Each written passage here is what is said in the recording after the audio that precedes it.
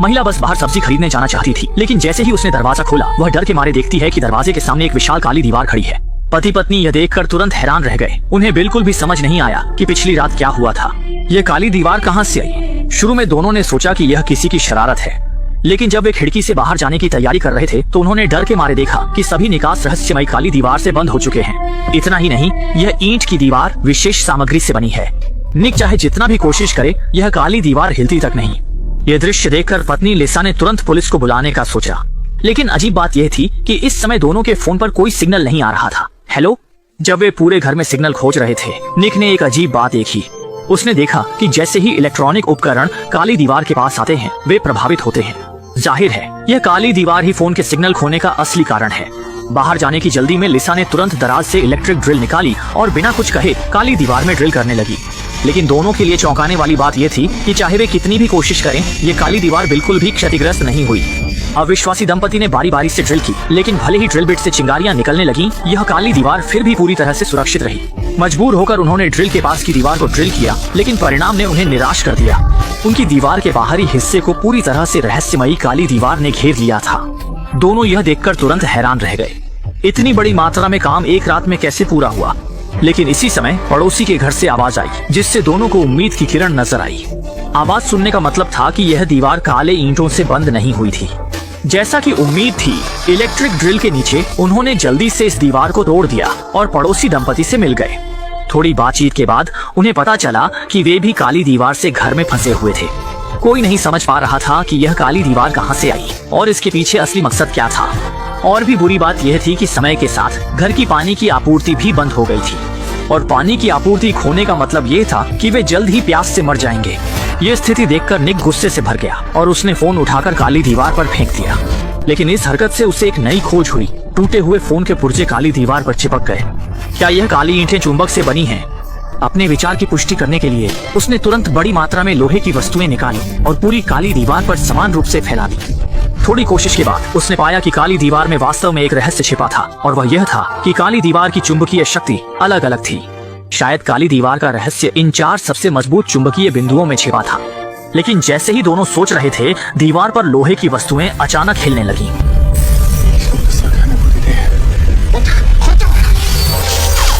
शुक्र है कि निक ने तेजी से प्रतिक्रिया दी और समय पर अपनी पत्नी को चोट से बचा लिया, लेकिन दुर्भाग्य से उसकी पीठ पर लौटे हुए लोहे के टुकड़े से चोट लग गई।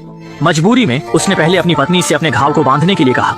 थोड़ी देर आराम करने के बाद दोनों ने पड़ोसी के घर की ओर जाने वाले छेद को बड़ा करना शुरू किया। सोच रहे थे कि ज्यादा लोग मिलकर ज्यादा ताकत लगाएंगे। उन्होंने तय किया कि वे वहां जाकर उनके साथ मिलकर भागने की योजना बनाएंगे। लेकिन इस समय पड़ोसी दंपति भी रहस्यमयी काली दीवार के सामने असहाय थे। यह महसूस करते हुए कि वे अब और इंतजार नहीं कर सकते, निक ने चारों ओर उपयुक्त उपकरण खोजने शुरू किए। अंत में उसने पड़ोसी के घर में एक बड़ा लोहे का हथौड़ा पाया। उसने काली दीवार पर मारना शुरू किया, लेकिन उसके हाथ सुन्न हो गए और सामने की काली दीवार फिर भी हिली नहीं। जाहिर है, यह काली दीवार इतनी मजबूत थी कि वे कल्पना भी नहीं कर सकते थे। अब बल प्रयोग करना बेकार था। इस समय वास्तुकार लिसा को अचानक कुछ याद आया। असल में इससे पहले उसने पता लगाया था कि यह अपार्टमेंट 1997 में बनाया गया था और द्वितीय विश्व युद्ध के दौरान इसके नीचे एक बंकर बनाया गया था जो मेट्रो सिस्टम से जुड़ा था। इसलिए लिसा को यकीन था कि अगर वे नीचे की ओर खुदाई करते रहेंगे तो वे निश्चित रूप से बंकर तक पहुंच जाएंगे और वहां से बाहर निकल जाएंगे। इस उपाय को कारगर समझते हुए इस समय वे पानी और भोजन से वंचित हो चुके हैं। अगर वे समय पर बाहर नहीं निकले तो सभी यहाँ फंसकर मर जाएंगे। जल्दी ही फर्श में एक बड़ा छेद कर दिया गया। आधे दिन तक यह सुनिश्चित करने के बाद कि नीचे कोई नहीं है, निक चादर के सहारे नीचे उतर गया।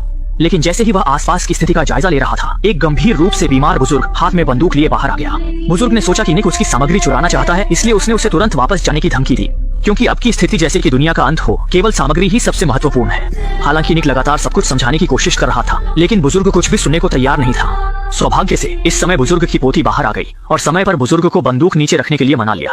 कुछ बातचीत के बाद बुजुर्ग ने कुछ लोगों के भागने की योजना में शामिल होने के लिए सहमति दे दी। बुजुर्ग की अनुमति मिलने के बाद कुछ लोग बिना कुछ कहे फर्श को तोड़ने लगे। हालांकि इस समय निक ने अचानक ध्यान दिया कि अभी अभी तोड़ा गया धुआं सेंसर कुछ असामान्य लग रहा था। लेकिन जब उसने इसे खोला तो उसने पाया कि अंदर एक कैमरा छिपा हुआ था। संदेह के साथ उसने बुजुर्ग से पूछा, क्या यह कैमरा उसने लगाया है?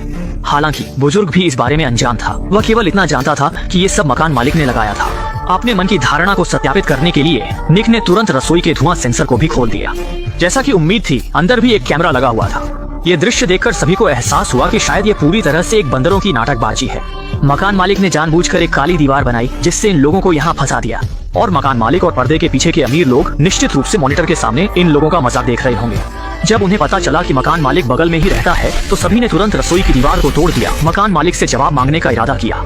हालांकि जब वे मकान मालिक के घर में पहुंचे तो उन्होंने भयभीत होकर देखा कि मकान मालिक पहले ही खून के तालाब में गिरा हुआ था और अजीब बात ये थी कि उसके दोनों हाथ गायब थे।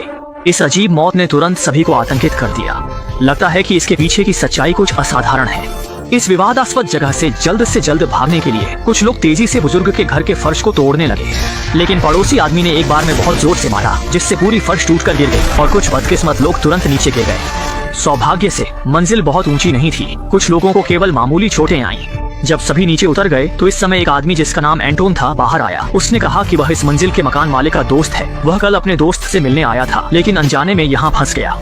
लेकिन इस समय किसी को भी उसकी बातें सुनने का बिल्कुल मन नहीं था। तत्काल आवश्यकता थी, वे केवल यहाँ से बाहर निकलना चाहते थे। लेकिन यह सुनकर एंटोन हंस पड़ा और बेहिचक बोला कि बाहर जाना भी मौत का रास्ता है। फिर उसने सभी को बताया कि वह उच्च तकनीक वाली काली दीवार वास्तव में हमारी सुरक्षा के लिए है, क्योंकि कल रात उसने टीवी पर एक खबर देखी थी जिसमें कहा गया था कि एक रहस्यमय वायरस फैल रहा है। निवासियों की सुरक्षा सुनिश्चित करने के लिए उच्च अधिकारियों ने सभी को घर में बंद करने के लिए रहस्यमय काली दीवार का उपयोग किया और कहा कि उसका दोस्त वायरस से संक्रमित होने के कारण मर गया। हालांकि एंटोन ने बहुत विश्वास के साथ कहा, लेकिन सभी अभी भी आधे अधूरे मन से उस पर भरोसा कर रहे थे। आखिरकार खुद अपनी आंखों से देखकर ही सच और झूठ का फर्क किया जा सकता है। इसके लिए उन्होंने फिर से फर्श को तोड़ दिया और अपनी इच्छा के अनुसार तहखाने में पहुंच गए और सफलतापूर्वक बंकर के स्टील के दरवाजे को ढूंढ लिया। लेकिन जब उन्होंने दरवाजा खोला और देखा, ये सामने का दृश्य देखकर वे वहीं स्तब्ध रह गए। दरवाजे पर अभी भी मोटी काली दीवार थी जिसे देखकर सभी लोग तुरंत निराश हो गए। पड़ोसी आदमी ने अपने गुस्से को निकालने के लिए बुजुर्ग की पिस्तौल छीन ली और अजीब काली दीवार पर कई गोलियां चला दी। लेकिन तभी एक अजीब दृश्य सामने आया। गोलियां हवा में रहस्यमय तरीके से तैरने लगी।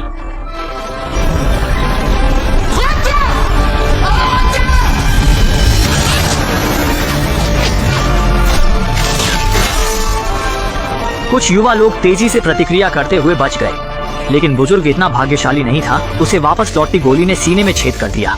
अंततः अत्यधिक रक्तस्राव के कारण उसकी मृत्यु हो गई। इस घटना के बाद सभी ने इन काली दीवारों की भयानकता को समझा और भागने का विचार छोड़ दिया। सौभाग्य से उनका आत्मसमर्पण निक को प्रभावित नहीं कर सका। वह दृढ़ता से मानता था कि मकान मालिक की मौत का संबंध रहस्यमय काली दीवार से है और काली दीवार के पीछे की सच्चाई को उजागर करने के लिए कुछ लोगों ने मकान मालिक के घर लौटने का फैसला किया, ये देखने के लिए कि क्या कोई उपयोगी सुराग मिल सकता है। कमरे में कोई उपयोगी चीज नहीं मिली, लेकिन ध्यान देने वाले निक ने देखा कि मकान मालिक का यह लिविंग रूम उसके ऊपर के लिविंग रूम से काफी छोटा है। वास्तव में उसने खोजबीन के बाद पाया कि एक दीवार के पीछे एक खाली जगह है। इसका मतलब है कि एक छिपा हुआ कमरा है। जब वह इसे खोलने का तरीका खोज रहा था, पड़ोसी आदमी ने एक दराज से एक रिमोट कंट्रोल निकाला। उसने बस इसे बेतरतीब ढंग से दबाया और छिपे हुए कमरे से आवाज आई। स्पष्ट रूप से यही छिपे हुए कमरे को खोलने का नियंत्रक था। लेकिन पासवर्ड क्या था? इस समय निक को अचानक कुछ याद आया। उसने हल्के से रिमोट कंट्रोल पर आटा फूंका और अगले ही पल 4 फिंगरप्रिंट दिखाई दिए और 4 अंकों के केवल 24 संयोजन थे। लगातार प्रयासों के बाद अंततः उन्होंने छिपे हुए कमरे का दरवाजा खोल दिया, जिसमें कुछ कंप्यूटर रखे थे और उन पर सभी निगरानी दृश्य थे। मकान मालिक छिपे हुए कैमरों के माध्यम से सभी निवासियों के घर की स्थिति को स्पष्ट रूप से देख सकता था। जाहिर है मकान मालिक एक विकृत व्यक्ति था जो झांकने का शौक रखता था, लेकिन अब इन बातों पर ध्यान देने का समय नहीं था। तत्काल आवश्यकता थी काली दीवार के रहस्य को समझने की। और जब उन्होंने पिछले निगरानी वीडियो देखे तो सभी ने पाया कि ईंट की दीवार 4 बजे अचानक बिना किसी को खबर हुए प्रकट हो गई थी। निगरानी दृश्य के आगे बढ़ने के साथ निक ने देखा कि पहली मंजिल पर रहने वाला प्रोग्रामर जो एंटोन का दोस्त था, उसने रहस्यमय काली दीवार को खोलने में सफलता प्राप्त की थी।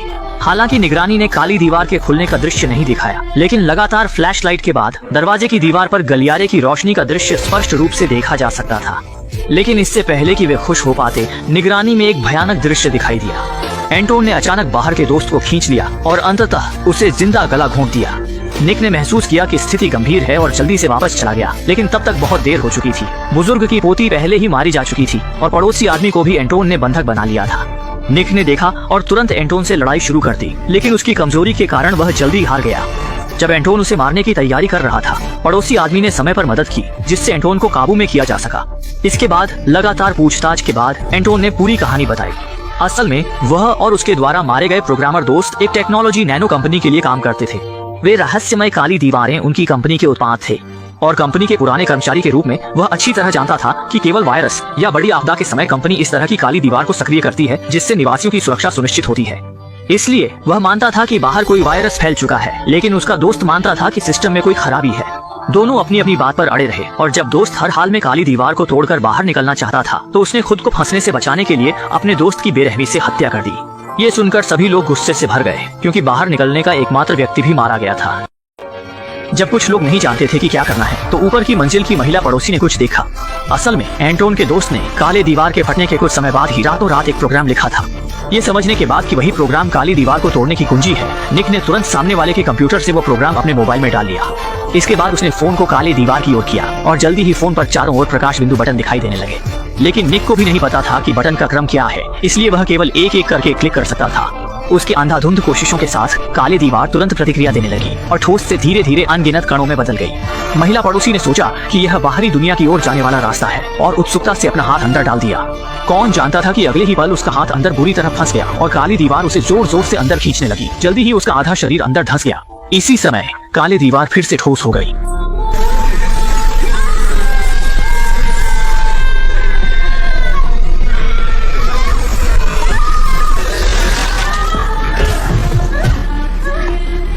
आखिरकार महिला पड़ोसी की मौत टालना संभव नहीं हुआ। यह दृश्य देखकर एंटोन ने ताना मारते हुए हंसी उड़ाई, जबकि महिला पड़ोसी का पति दुखी होकर लगातार गोली मारकर एंटोन को मार दिया। घटना के बाद वह अपनी पत्नी की जुदाई सहन नहीं कर सका और आखिरकार गोली मारकर आत्महत्या कर ली। इस सारी उथल पुथल के बाद अब केवल निक और लीसा ही बचे हैं और महिला पड़ोसी की मौत ने उन्हें यह एहसास दिलाया कि फोन पर दिखने वाले प्रकाश बिंदु इतने सरल नहीं है। यह निश्चित रूप से फोन के पासवर्ड की तरह है। सही क्रम में डालने पर ही काले दीवार को अनलॉक किया जा सकता है और आगे के दो लोग केवल बहुत सावधानी बरत सकते हैं।